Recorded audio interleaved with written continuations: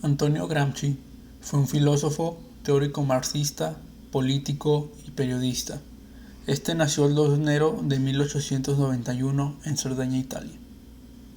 De niño sufrió de problemas de salud que le impidieron un crecimiento normal, además de que su familia sufrió problemas económicos. Ya en su adolescencia se trasladó a Turín, donde ingresó a la universidad, pero dejó sus estudios y se dedicó al periodismo, destacando por su amplio conocimiento. Cuando estalló la Revolución Rusa en 1917, Gramsci la apoyó con entusiasmo y viajó a la Unión Soviética, donde fue testigo privilegiado de la instalación del comunismo. Intentando replicar el modelo soviético, ingresó a trabajar en la fábrica de Fiat en Turín. Con los grupos de obreros socialistas creó en la empresa automotor los consejos de fábrica, siguiendo el modelo de los soviets rusos. Entre 1919 y 1920, huelgas y protestas contra los patronales configuraron el bienio rojo. Como consecuencia, las empresas prohibieron los consejos de fábrica y los trabajadores respondieron con una huelga general. Gramsci fue uno de los fundadores del Partido Comunista de Italia, que actuó como oposición, pero ante el ascenso de Mussolini, el partido fue prohibido, pero este siguió actuando en clandestinidad. El discurso revolucionario de Gramsci se hizo más extremo, por lo que fue detenido y condenado a 20 años de cárcel. La conclusión requisitoria del juez fue: por 20 años debemos impedir que este cerebro trabaje. Como preso político, escribió en unos cuadernos que le permitieron tener 3.000 páginas donde describe su visión del mundo y moderniza el legado marxista desde el punto de vista de una Italia de principios del siglo XX. Finalmente, a los 46 años, Gramsci muere a causa de una hemorragia cerebral, dejando un legado intelectual incomparable. Cuando hablamos de Antonio Gramsci y de sus aportes teóricos, lo primero a destacar es su concepto de hegemonía, partiendo de las ideas de Marx acerca de la relación de la infraestructura y de la superestructura.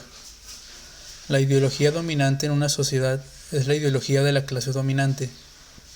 Nos dice que el grupo dominante retiene el control sobre el conjunto de la sociedad, a veces ni siquiera por el uso excesivo de la fuerza, sino por el consenso social.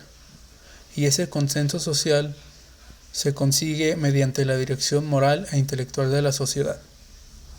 A partir de esa dominación económica y política se ejercen los que dominan. También existe una dominación o una imposición del tipo cultural. Las clases dominantes imponen su idea de sociedad a las clases oprimidas. Su visión del mundo se impone sobre las demás. La hegemonía se instrumenta a través de la educación, la religión y los medios de comunicación, lo que llama la sociedad civil, y a través de esta hegemonía se desactiva la potencialidad revolucionaria de las clases oprimidas. Pero, ¿qué hacer contra esta hegemonía?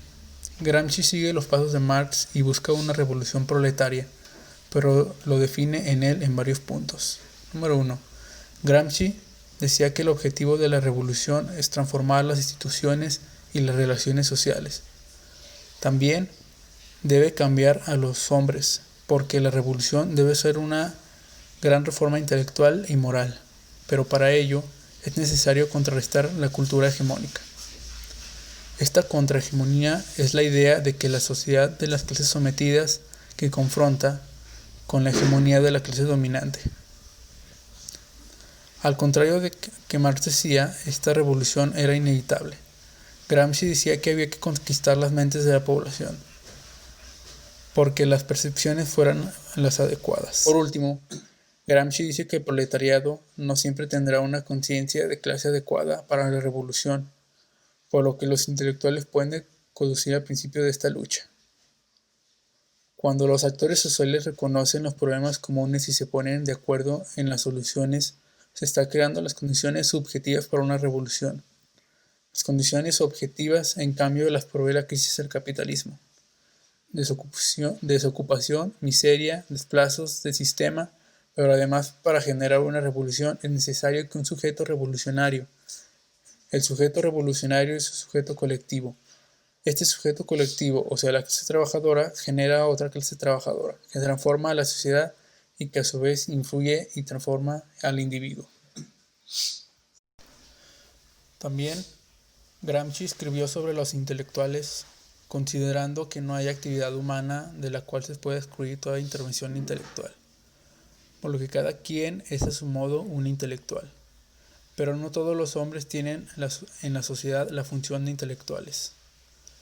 Cada clase social tiende a crearse su grupo de intelectuales, que da homogeneidad y conciencia en el terreno económico, pero también en lo político y en lo cultural. Las características de los intelectuales es que ellos son organizadores de la función económica, son portadores de la función hegemónica que ejerce la clase dominante en la sociedad civil y al mismo tiempo son organizadores de coerción. Las categorías de los intelectuales que distinguen son los intelectuales tradicionales, que se conservan como autónomas del grupo social dominante, y que los intelectuales orgánicos tienen lazos más o menos estrechos a la organización de la cual es el miembro de la clase que representa. Otro concepto importante promovido por Gramsci es el de la filosofía de la praxis. Según esta filosofía, no se puede separar el sujeto del objeto, tampoco el ser del pensar y el hacer. La praxis es un territorio donde se une la idea y la acción. La praxis revolucionaria propone una idea de contrapoder, pero esta idea necesita también de una filosofía contrahegemónica. Para la filosofía de la praxis, todas las formas de la práctica de la más alta es la revolución.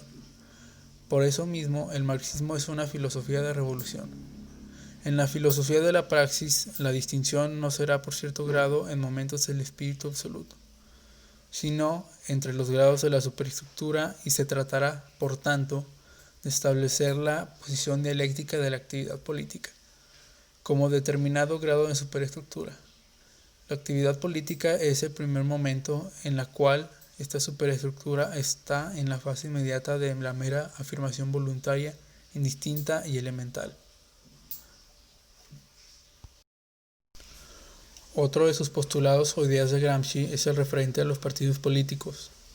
En sus notas sobre Maquiavelo expresa que el principio moderno no puede ser una persona real, un individuo concreto, sino un organismo, un elemento de la sociedad complejo en el cual comience a concretarse una voluntad colectiva reconocida y afirmada parcialmente por esta acción. Este organismo ya ha sido dado por el desarrollo histórico y ese partido político. El príncipe moderno debe de ser un organizador de una reforma intelectual, moral, lo que significa crear el terreno para un desarrollo de la voluntad colectiva nacional, popular hacia el cumplimiento de una forma superior de la civilización moderna.